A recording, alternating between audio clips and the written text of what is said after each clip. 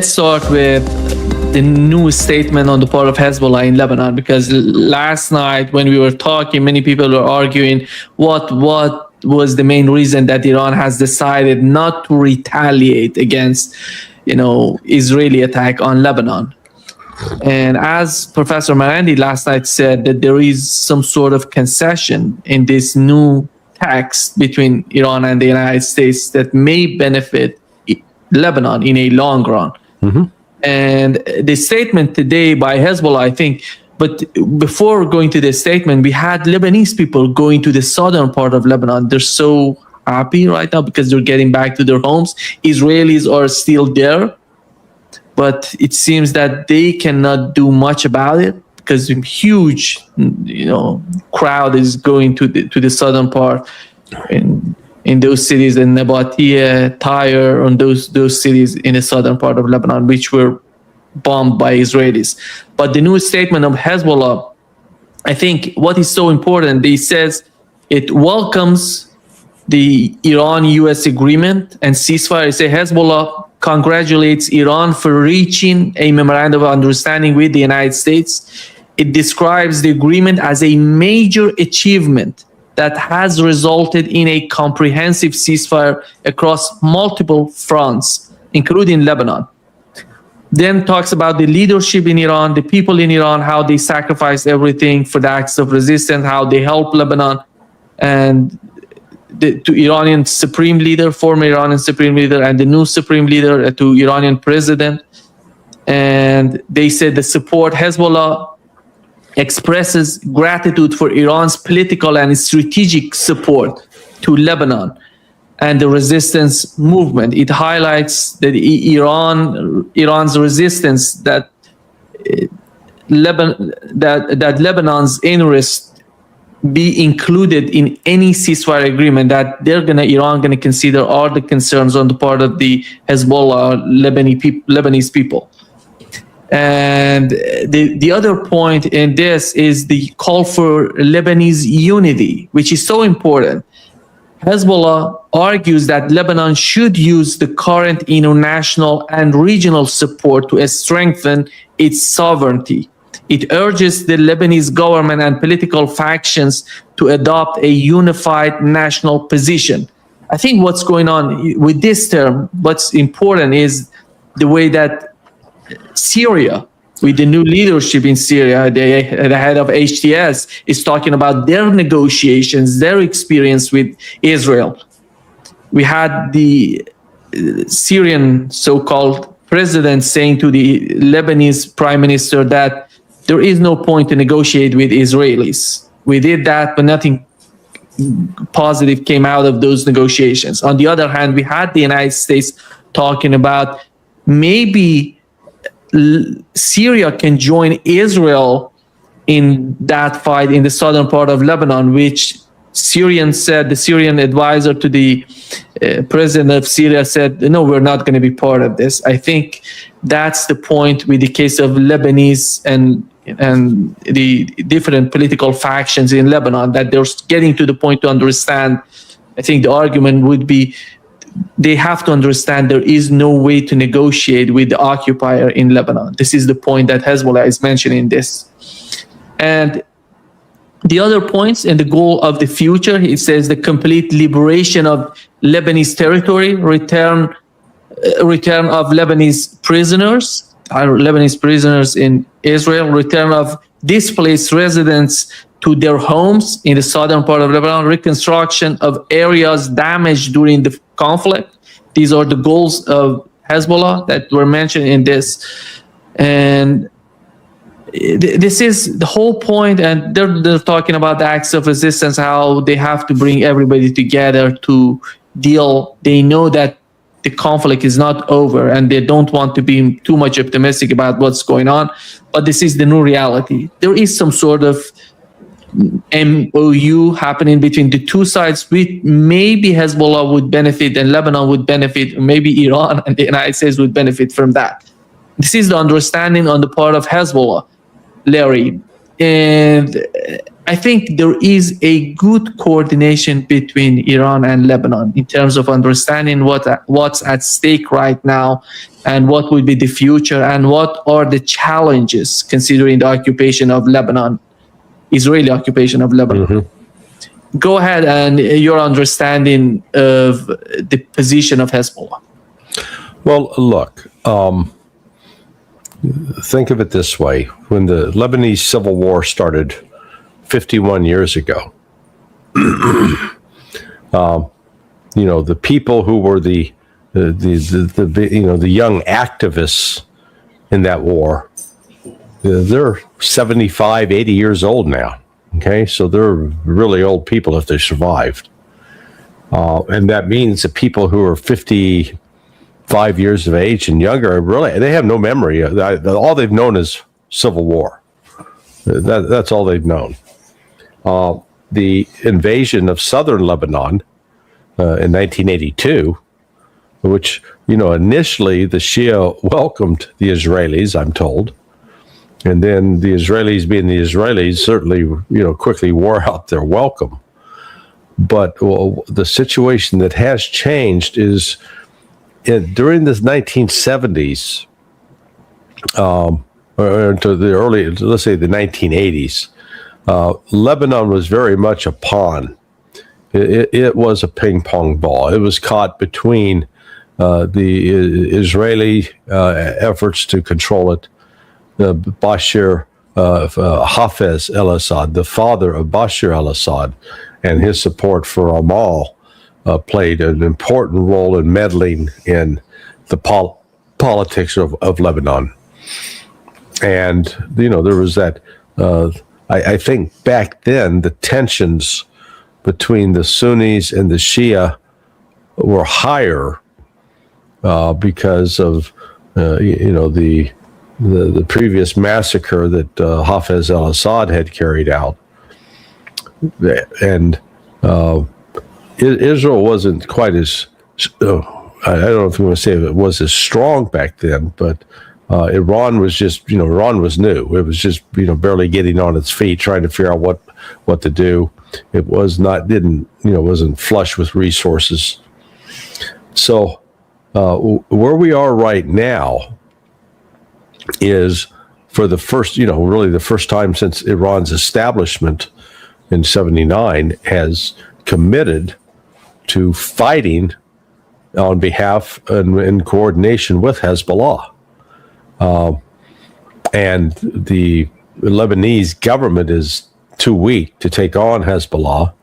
The Lebanese army, at least 40% of the soldiers are Shia Muslims, with relatives that are tied into Hezbollah. So, there's not a military solution in Lebanon.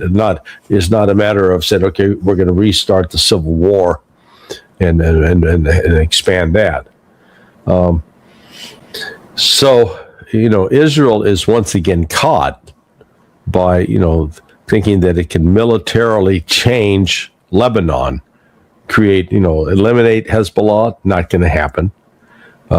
Get control of the government of Lebanon, not going to happen. And so I did see a report before coming on with you that the Golani Brigade is withdrawing. They're taking a break. They're going on R&R, but they're essentially withdrawing from Lebanon. So we're starting to see that maybe this MOU that is supposed to be signed on Friday may actually have some teeth to it, because the Iranians are firm that it says immediate and permanent ceasefire, which effectively means Israel's got to pull out of southern Lebanon.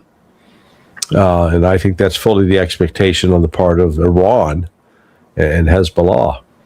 So if that doesn't happen, then that unravels this agreement right off the start. That's why it doesn't even get it's stillborn. It's dead in the crib, so to speak. And so, that's one thing we're monitoring this week, monitoring today. Is there any sign that the Israelis are moving out, or are they continuing to attack? And by tomorrow, they most definitely should be moving and disengaging, but I suspect that they won't do that. because there's not political support in Israel for that move, and unless Donald Trump really pulls the plug on support for Israel, which is he has the power to do it, but I don't know if he has the political will to do it. I doubt he has the political will to do it. So that's why I call this agreement, this MOU, I call it the IOU MOU. We'll see. It's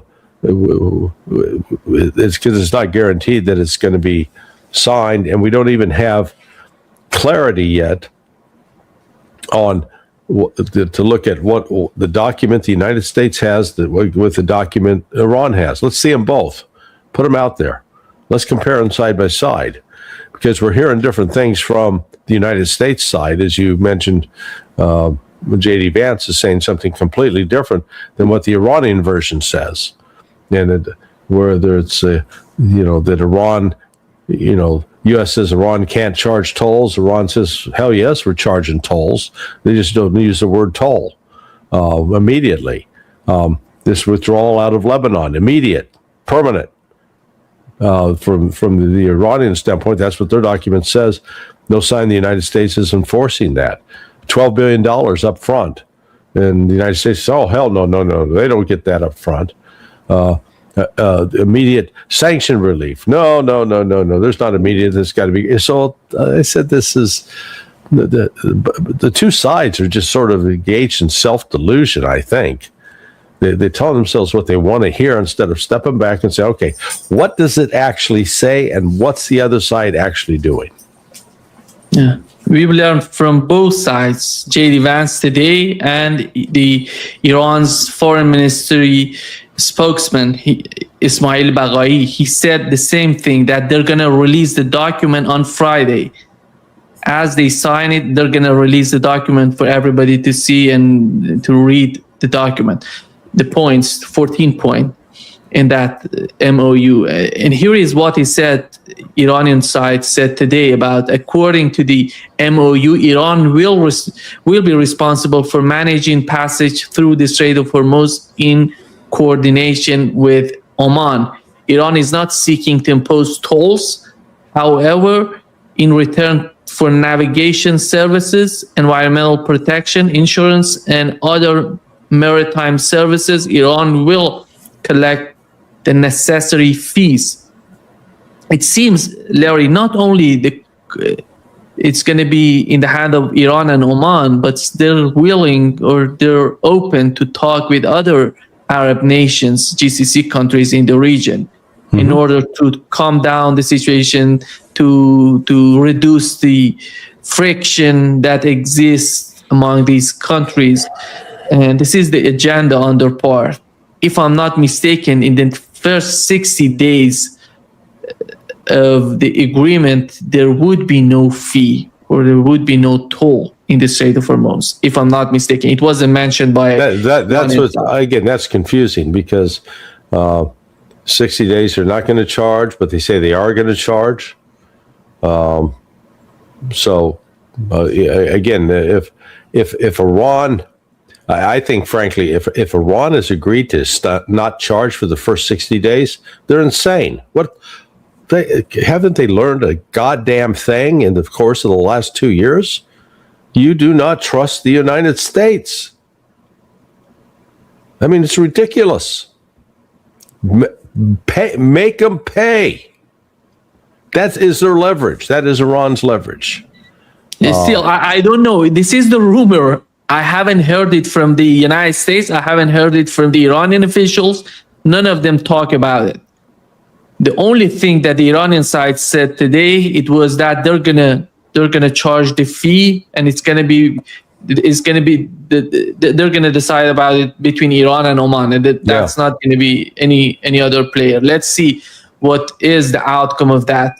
But Larry, we had J.D. Vance talking, with MSNBC. He had an interview on MSNBC. He's talking, the way that he's talking about the deal, he's so optimistic. I don't know, where does that come from? He says, we have the connection. We are talking to the reformists, to the hardliners, to the right, to the middle.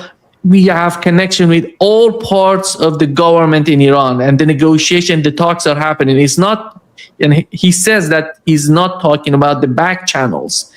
He's talking about direct talks, direct negotiations between the two sides. I haven't seen any sort of evidence to support that. I think he's making things up. Yeah, I agree. Let me put it this way: if it's true, then that's a welcome development. But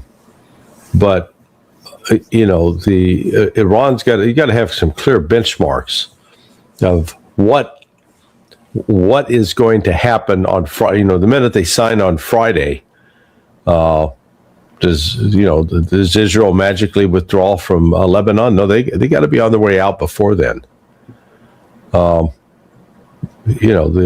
Iran, frankly, looking at this deal, overall, I think, the more I look at it, the more, and I'm basing this upon what Ismail Baghai said. It's a terrible deal.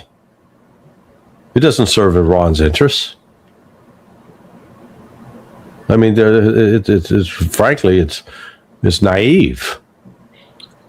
What did he say? Well, he said the release of Iran's frozen assets, compensation for war damages are two key priorities. Of course they are.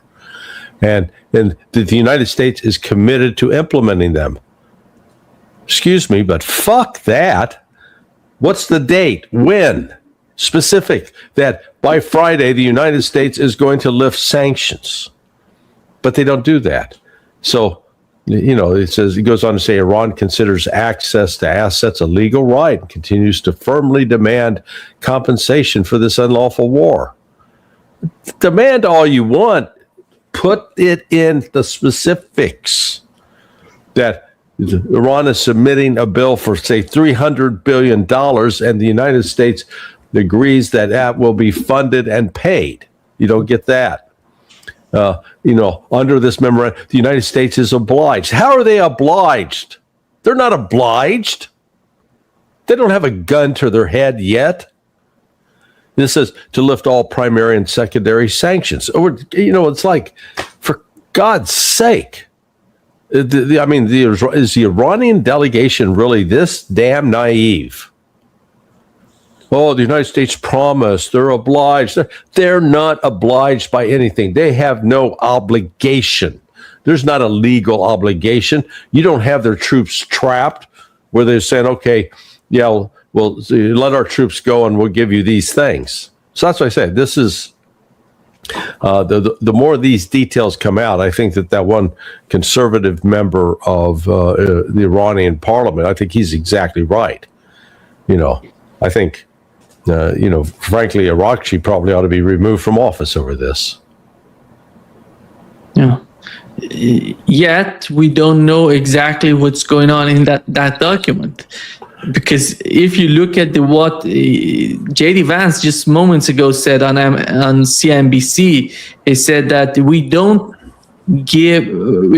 have to give Iranians anything if they don't make the commitments that we want long term on the nuclear program. Yeah, that's what I'm saying. So, there's. I don't know what's the issue with the nuclear program. The nuclear program, they have just issued that's part of the MOU, if I'm not mistaken. Iran has declared that they're not pursuing nuclear weapons, and they're not going to produce it, buy it from somewhere else, and that's the whole point on the part of Iranians. So, if that's not the issue, what else do they want from the Iranian side?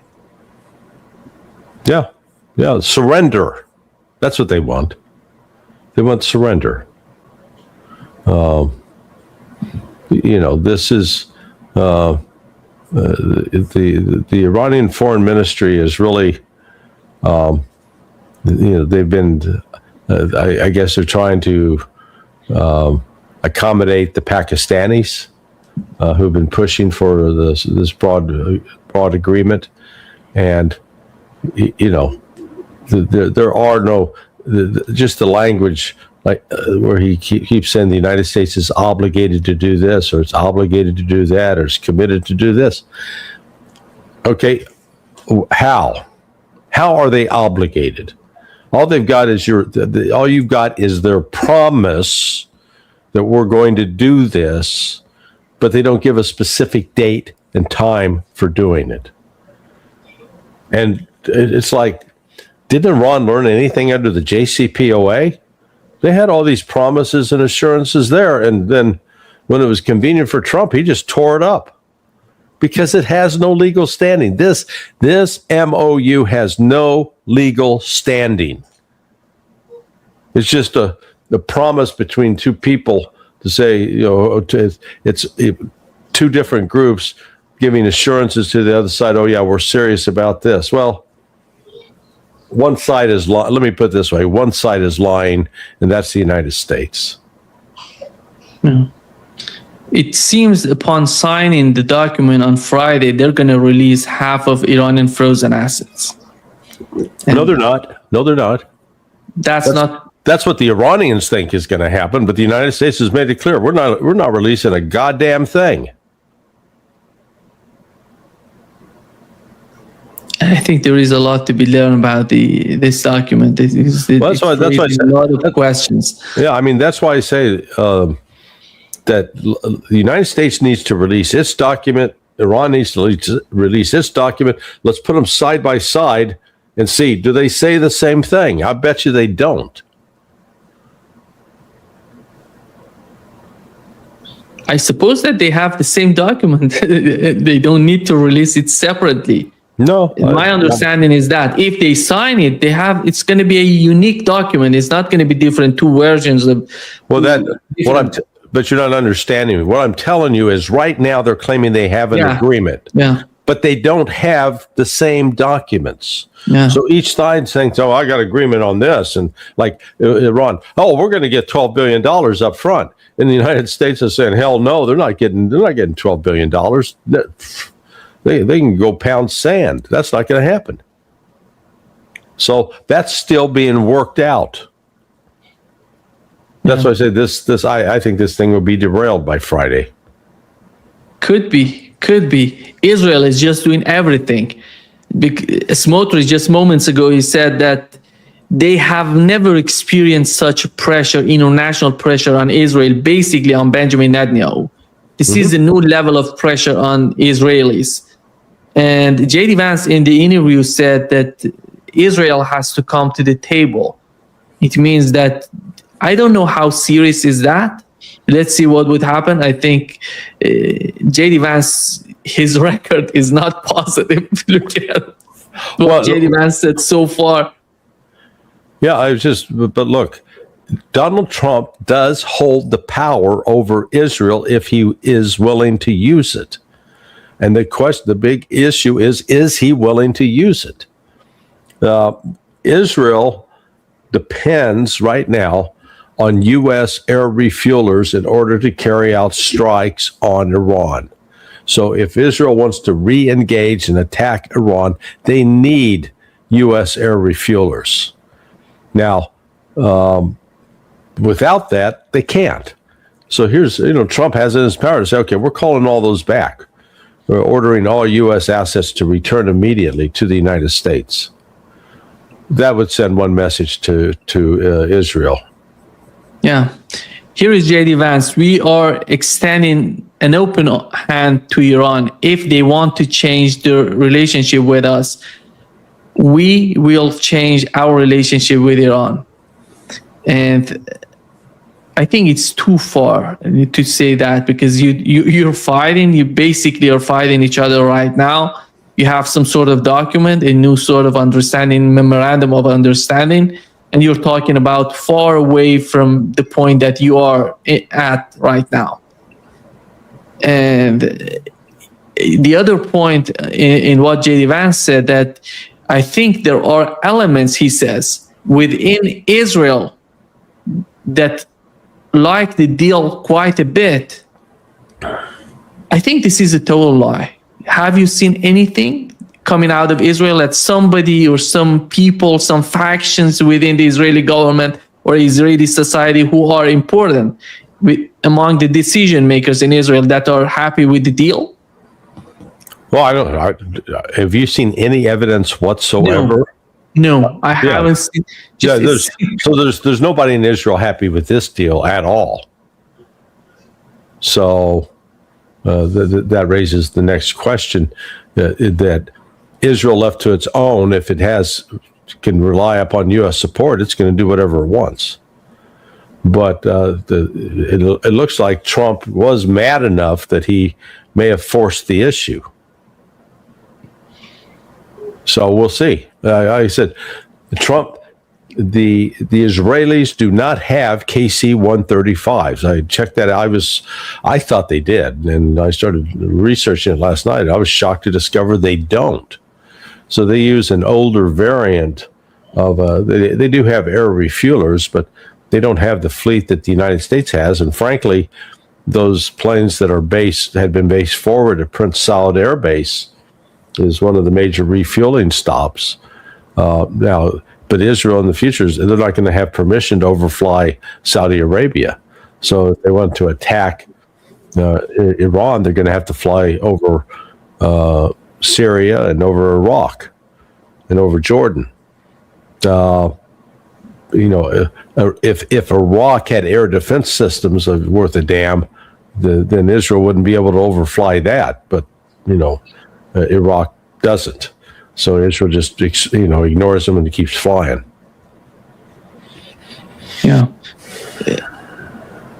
I think the GCC countries are happy right now because if the strait is working, if there is no blockade in the Strait of Hormuz, outside of the Strait of Hormuz, they're going to be able to export more energy, oil, whatever they have. But you remember the damage that has been done during the war. It may take time for them to. Oh no! Wait a second. It's don't say may take time. It is going to take time. There is physical damage to oil wells, and especially in Qatar to the liquid natural gas facility, that some say is going to take a year to repair. And if that takes a year to repair, that means the whole issue of helium production, man, that's out the door. So right away, you're 10% down in liquid natural gas, 44% of the world's helium not coming out of the Gulf right now. So even if the Gulf is opened on Friday, unrestricted traffic, number one, you got all these ships that have been sitting there for 3 months. They've got barnacle buildup. They're not ready to go back to sea. They're going to have to be serviced. What is that? 200? I've heard as high as 1,000 ships, and some say it's just 200. But it's a large number of ships that are going to have to get serviced before they can even begin to go out back to sea. Then the damage, I don't think we've got a good accurate assessment of the damage to the oil wells. How much can actually be pumped? How much can actually be put on board ships? And then once you get it on the ship, you're looking at anywhere from, I guess, the soonest it can get to a location might be a month. And in other cases, it could be 2 to 3 months. Those ships will be at sea heading for their destination. So all this euphoria about, oh boy, the economy is going to turn around like Trump says. It's not. And that reality is going to hit at some point. They keep pretending like, oh yeah, this is the relief. The oil shortage is gone. No, it's not. And I'm increasingly frustrated with what I see as just this insanity. J.D. Vance was asked, what is the Gulf Coalition saying about Trump's peace deal? He said they love it because they see it as an opportunity to build and create a new Middle East. I think that's totally dependent on what Israel is doing in Lebanon and in Gaza. You cannot ignore what's going on. Do you think, Larry, you've mentioned the limitations of the Israelis if they decide to attack Iran with the refueling tankers, all of that complexity. Not only the offensive part, but in terms of their defensive, their capability, air defense system, they have their sort of problems. And what is the solution? Today I talked with Colonel Jacques. He says the only solution to what Israel is doing is a total defeat by Iranians. Yeah, no, I'd agree with that. Yeah, there's no halfway mark. Israel's going to have to lose. And that's, not going to make the Israelis happy, but their entire ethnogenocidal project is going to have to come to an end. That right now the Ben Gavir's and Smotrich attitude to exterminate the Palestinians and anybody else who's not Jewish. That's why they're threatening Turkey. That's not an idle threat either, and that's not coming from Ben Gavir. Good God, it came from was it Naftali, the former? It was either Bennett or Naftali, one of those guys. So someone considered somewhat mainstream, threatening Turkey. You can't. This is just crazy talk. You can't make that up. Yeah. J.D. Vance describes the agreement as, he says, it's fundamentally built around a two-step verification process. We say to the Iranians, you are welcome to have access to an unsanctioned economy. You're welcome to be reinvited into the world economy, but only if you honor the commitments that you make in this agreement. To be honest, I see no commitment in this agreement for Iranians. I don't know, other than Iranian nuclear program, what are the commitments? And because in terms of the Strait of Hormuz, it seems that the Israeli attack on Lebanon and the Iranian response, Iranian retaliation, somehow forced the Trump administration to put that line about the Strait of Hormuz, to put that line about Lebanon in the MOU, as it was mentioned last night by Professor Marandi. That's my understanding. But the commitment that he keeps talking about, it's all about nuclear program. The enrichment, I think zero enrichment is just not the case anymore. They're not going to accept it. And the United States has somehow agreed on. And it's going to be the level of enrichment and the nuclear program, the production of nuclear bombs. That's the whole commitment on the part of Iranians. What else do they want from Iran in terms of commitments? Yeah, no, well, that's why I said we don't know. It's nothing spelled out. Again, Iran has released a document saying, okay, this is what we've agreed to. U.S. hasn't. So until the United States releases a document, all we're doing is, wasting time speculating. We don't know. All we can do is go off we got what J.D. Vance has said. We've got anonymous U.S. government officials saying the exact 180-degree opposite from what Iran is saying. Someone's lying. Real simple. Like Bagay said, the release of Iran's frozen assets and compensation for war damages are two key economic priorities, and that the U.S. is committed to implementing them. Okay, when? Now, immediately, up front? 60 days from now? 90 days from now? Next year? Yeah, this is where you're going to do this kind of agreement. Spell this stuff out specifically. Who does what and when do they do it? And you get a clear benchmark. So, the United States says, okay, we want you to sign this MOU on Friday, and Iran should say, great. Let's see that $12 billion now, not promise us, we'll get it to you sometime after you sign the agreement on Friday. No. That's not how this works. You know, you've now got to put money in up front. And I think supposedly that was what Iran gained some concessions on that front yesterday, when after the Israeli attack on Dahia, Iran was going to pull the plug on the negotiations. The United States basically bribed them to stay on. Okay, specifically how much money, when is it released, etc. And that we don't know.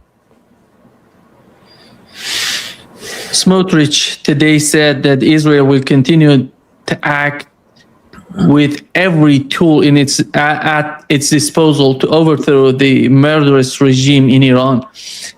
Do you think that the United States is still there with Israel in terms of regime change, or the United States has changed its mind about the regime change because of the outcome of the war? Well, it doesn't matter what the U.S. mentality is, whether they change their mind or not. The reality is the United States cannot change the regime in Iran. So, you know, whether they believe and want to do it or not, that could be a policy priority. But again, this just highlights the I guess lack of consensus between the United States and Iran. We've got two different agreements, I think, and they haven't been reconciled yet. Yeah. Ben-Gvir. Here is what Ben-Gvir said moments ago, Larry. A sovereign state is not a subcontractor of any superpower. It's not obliged to agreements that shut down its ability to defend its people. In the face of existential threats, we must act under external pressure, but according to our own conscience.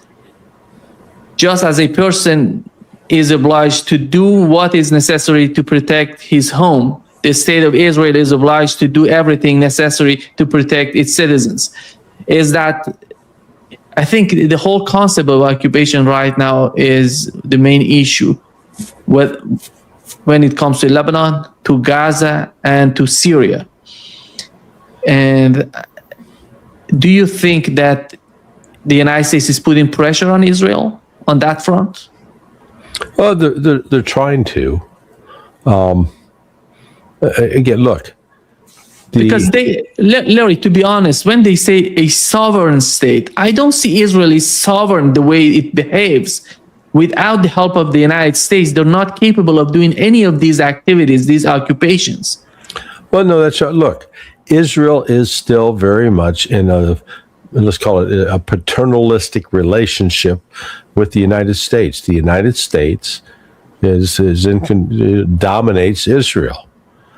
But the Israelis have managed to turn the tables, because even though Israel is dependent on U.S. economic and military support in order to maintain its so-called independence, it has bought and paid for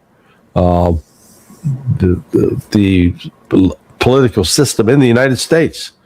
They essentially effectively control the Congress, and they have exercised significant power and influence over Trump. Trump is not an independent actor. So that's where you got the disconnect. As I've said all along, Trump has the power. He has the power. He can do this. He can shut down Israel, but he does not have the will. Whether it's because he's politically aligned with them or he's afraid of their political backlash, I don't know what that is. I can't give you the full explanation, but all I can tell you is that he could stop this in a heartbeat, and he has refused to do so. Yeah. Here is, Larry, what J.D. Vance said about $300 billion of reconstruction fund to Iran. Because as you know, they were talking about this. The Iranian media was talking about this, but we haven't heard that much from the Trump administration about this.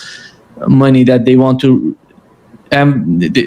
send to Iran for reconstruction, or they want to give it to Iran. Here is what he said. The Iranians are saying that they're going to have access to a $300 billion reconstruction fund. True or false? Well, Ed, that's the sort of thing they could have access to, funded by the Gulf Coast Coalition, so long as they honor their end of the obligation. I think that one of the things you're going to see, Ed, and people have to be skeptical of this, is that the hardliners in the Iranian system will overemphasize the benefits that Iran gets while underemphasizing all the things that they have to concede and all the things they have to provide in order to get these benefits. So we absolutely are open to the Gulf Coast countries investing in the reconstruction of Iran, but only if Iran ends their nuclear program, ends their enriched stockpile of material, and is really open to an inspections and enforcement regime that gives the American people confidence they're never going to have a nuclear weapon. So I think the dance you're going to see, Ed, which is going to be interesting, is the Iranian media, especially the hardline media, they're going to talk a lot about what they get without talking about what they give. It's important for all of us to correct that record. Yeah. Here is what J.D. Vance said. What do you make of it? Like I said, this is the U.S. is going to portray this as an agreement that ends Iran's nuclear program. And Iran has not agreed to do that. Iran has agreed that it's not going to build a nuclear weapon, or previously agreed that they would not build a nuclear weapon, but their, Pakistani sources are telling Pepe Escobar that the Iran's prepared to issue this ultimatum to produce a nuclear weapon now, just to force the issue with the United States. So I fully believe what the Pakistanis are saying, that they believe it's true. Whether or not that's what Iran believes, that's a whole nother issue. But they're not going to give up enrichment of uranium. They will probably allow the downloading or the degrading of the existing stock of 60% in order to get a deal. But Iran's going to insist that, hey, we're a sovereign country. We're signatories to the Non-Proliferation Treaty, and we've been frankly misused and abused by the IAEA. So, they're not going to surrender their sovereignty. And that's where, Vance has it wrong. So, but I keep returning to, we don't know what the agreement is. We know what Iran thinks the agreement is. And it appears that we know that the United States has a different view from what Iran agrees that what the agreement says. But we haven't seen the U.S. draft yet. Until we see that, we're not really going to be in a position to know what the hell they'd be signing on Friday. I think my understanding, Larry, is that if they give the money to Iran, it's not going to be from the United States. It's going to give it through the GCC countries. And Donald Trump can come out and say, I didn't give anything to Iran, and it's GCC countries that is paying all of this. The fund for reconstruction, the frozen assets are going from UAE or from Qatar to Iran. I have nothing to do with all of that. Right. That could be the argument on his part. Sure. But there's still these are assets frozen in U.S. accounts, and they still have to be transferred out of U.S. accounts. And is Iran going to accept the payment in dollars or in Chinese yuan? No. I wouldn't be surprised to see him say we got to make the payment in yuan, because they're going to keep the money in Chinese banks, so it can't be touched by Western sanctions. And the reason I say this, because I don't know how come all of a sudden we see Qatar going to Iran 2 times and talking with it, because it was all about Pakistan doing everything, negotiating, sending messages, coming back and forth. And you see Qatar 2 times they're going, while the United States was attacking Iran, they were in Iran. Right. The night that they have announced the agreement, Qatari government, the delegation was in Iran. This is the question, I think, what they're doing there. Well, Iran has had a good relationship with Qatar. Yeah, it goes back, 7 years, 8 years, when the Saudis and Emiratis tried to isolate and embargo Qatar.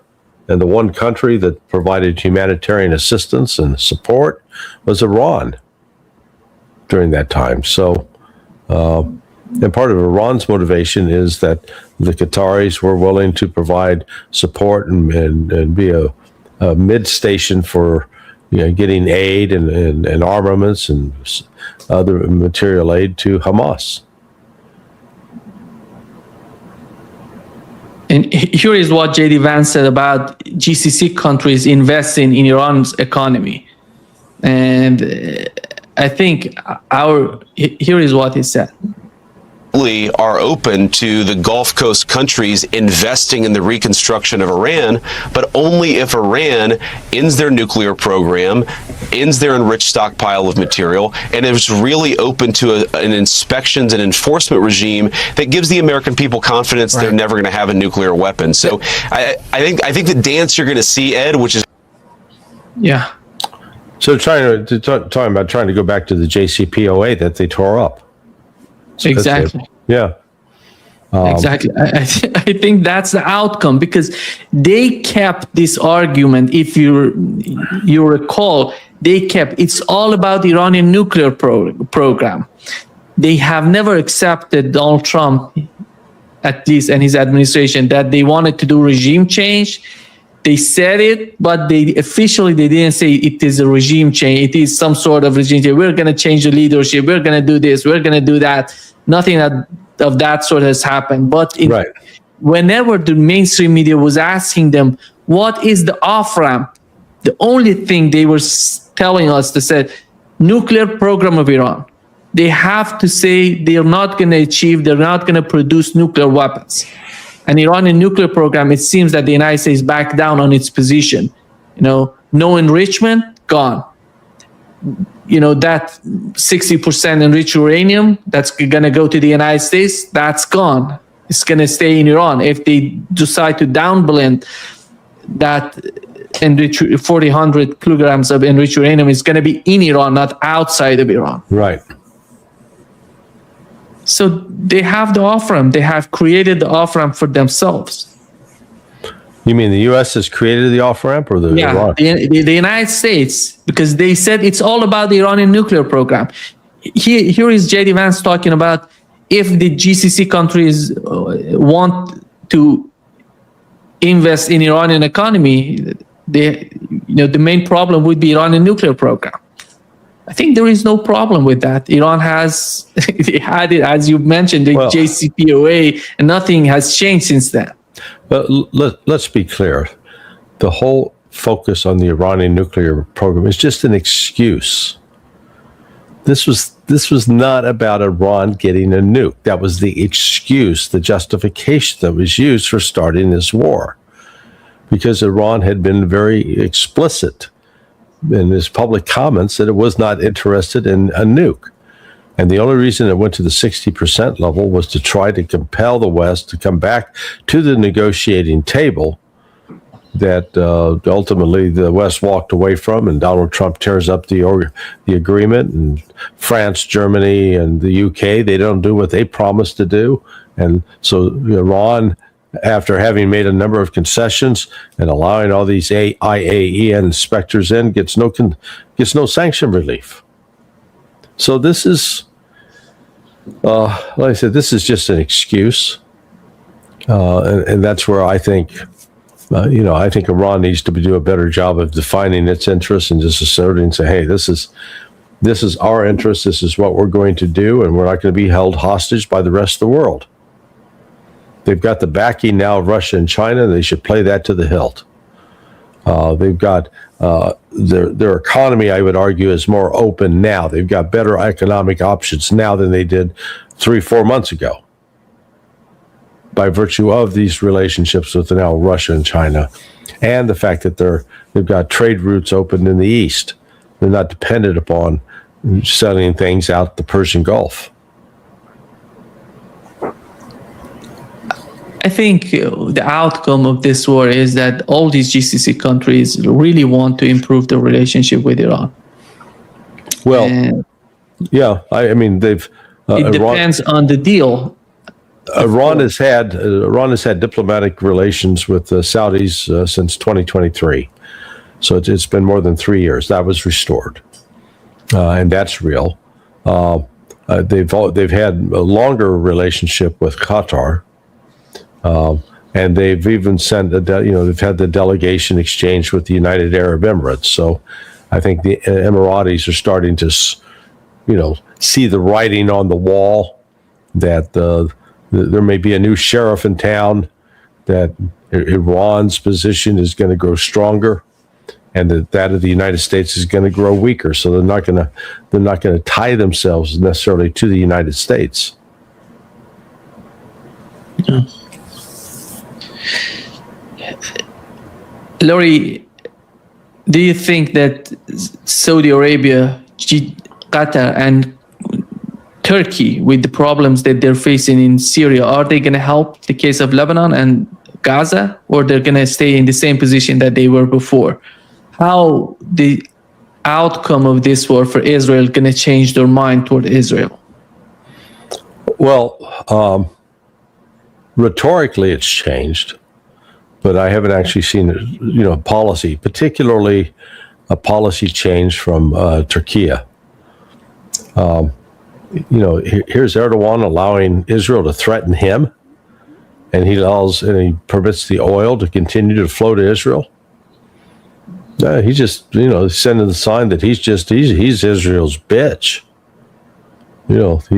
He's not a big leader. He likes to think he is, but he's still just doing the bidding of Israel. So we're not going to see a change in this until the Gulf countries, the countries with oil, stop supplying oil to Israel, and they put the pressure and say, "Hey, this genocide is going to stop, or you're not going to get a drop of oil." Period. They haven't done that yet. They may be heading in that direction. Pakistan is still busy working up this Gulf, let's call it a new sort of Gulf Cooperation Council, but it extends beyond there, a regional military alliance with Egypt, Turkey, Saudi Arabia, Pakistan, and Iran. That could be formidable. Shifting the gear a little bit to Ukraine, we had a huge attack on Kiev. 60 missiles together with drones attacking Kiev and destroying. How do you see the way that Russia is redefining or reorganizing itself in Ukraine? I don't think it's reorganizing itself. It's just it's expanding the offensive. Part of the constraints in the past were they were not sufficiently built up in terms of their reserves to risk actions that would engage the NATO countries. Bring the NATO countries in. I think now Iran is at a stage where they say, okay, if we have to fight NATO, we can. We got enough personnel, we got enough artillery shells, we have enough ballistic missiles, we have enough cruise missiles. Yeah, we're prepared. We can take on the West if necessary. So that's where it is. I don't know if you see any sort of escalation between Russia and Europe happening while having these sort of, new attacks. I would say new escalations in the war in Ukraine, because Russia, it seems that they're getting serious and putting an end to the war as soon as possible militarily on the battlefield. And the calculation, the reason that I said they're reorganizing, because I see these attacks in Kiev. We haven't seen these sort of attacks before. This is something new that Russia is doing. And it has to be some sort of new messages from Russia to the West, not only the United States, but to Europeans. And how Europeans going to react to that? Are they going to escalate? Are they going to, try to fire back at Russia, or they're going to back down on the case of Ukraine, because they see how Kiev is getting involved. This is not about the eastern part of Ukraine. It goes to Kiev. It goes to Lvov, maybe to the western part of Ukraine. Okay. And so what's the question? The question is, Europe is going to back down, or they're prepared to destroy all of Ukraine. Kiev, go to the western part of Ukraine. Oh yeah, no, I don't. Well, some of Europe is going to back down, and some of Europe is going to, the UK.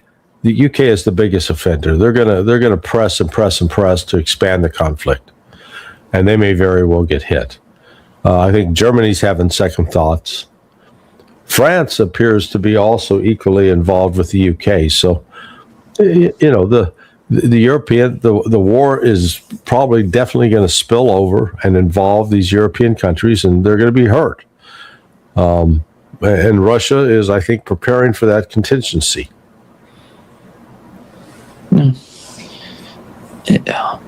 Let's see what would happen. Let's see. On Friday, I think the situation on Friday would decide about, and it's related to the case of Ukraine, in my opinion. And it's gonna, if they could achieve something on Friday, as we were talking about it, and nobody knows what's going on, it's all dependent on Israelis' behavior. Right. Well, we'll be meeting Friday around 10:30 East Coast time, 11:30 Brazil time, and in Europe it'll be close to 4 late in the afternoon. So the meeting in Geneva should have already taken place by the time we're meeting Friday morning. We'll know. Did it come off or not? Did JD Vance show up, and was there a signing ceremony? And did they, shake hands or exchange pleasantries, or did they basically tell each other to go screw off? Yeah. Thank you so much, Larry. All right, my friend. Yeah, let's see how this bit of chaos erupts this week. Exactly. All right, we may talk to you before Friday. Exactly. Sure, I'm sure about that. All right, my friend. Bye-bye.